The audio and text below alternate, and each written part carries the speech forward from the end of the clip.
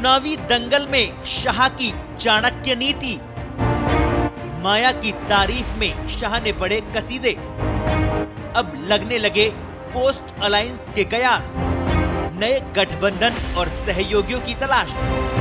उत्तर प्रदेश के चुनावी दंगल में जमकर बयानबाजी हो रही है। इस बीच केंद्रीय गृह मंत्री अमित शाह ने बसपा सुप्रीमो मायावती की जमकर तारीफ की। इसके तुरंत बाद मायावती ने ट्वीट किया और अमित शाह की महानता पर साधुवाद दिया। राजनीति के जानकार कहते हैं कि ये अमित शाह की चाणक्य नीति है जो काम कर गई।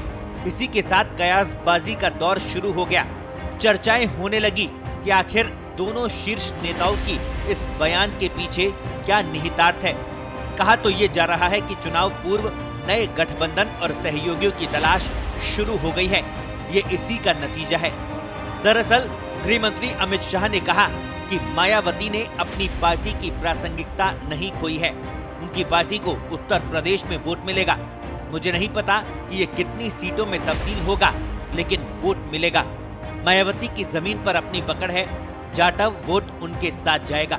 मुस्लिम वोट भी बड़ी मात्रा में मिलेगा। मुझे नहीं पता कि इससे भाजपा को फायदा होगा या नुकसान। वहीं इसके बाद मायावती का भी जवाब आया। मायावती ने कहा कि मैं समझती हूं कि ये उनकी महानता है और उन्होंने सच्चाई को स्वीकारा है, पर मैं ये भी बताना चाहती हूं कि पूरे उत्तर प्रदेश में बसपा को अकेले दलितों और मुसलमानों का ही नहीं, बल्कि अति पिछड़े और सवर्ण समाज यानी सर्व समाज का वोट बहुजन समाज पार्टी को मिल रहा है।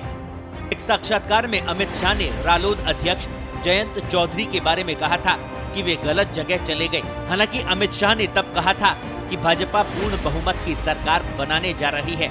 ऐसे में भाजपा को जयंत के साथ पोस्ट पोल अलायंस की जरूरत नहीं है। लेकिन अब मायावती की तारीफ कर एक तरह से भाजपा के चाणक्य ने पोस्ट अलायंस को हवा दे दी है।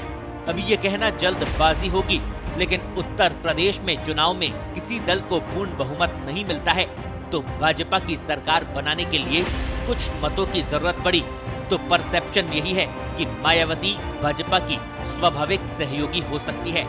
जयंत को भी तोड़ा जा सकता है। इसी तरह सपा के साथ कांग्रेस जा सकती है। निषाद दल और सुभासपा का अब तक का इतिहास यही रहा है कि ये दोनों दल जरूरत के हिसाब से पाला बदलते हैं। निषाद पार्टी कभी सपा के साथ थी, अब भाजपा के साथ है, और सुभासपा भाजपा का साथ छोड़कर सपा के साथ आई है।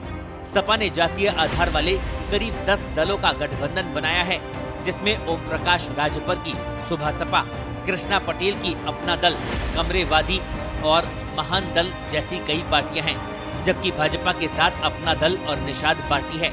अब देखना ये होगा कि अमित शाह जिस नीति पर काम कर रहे हैं वो कितनी कारगर साबित होती है। पत्रिका टीवी के लिए उत्तर प्रदेश से महेंद्र प्रताप सिंह की रिपोर्ट।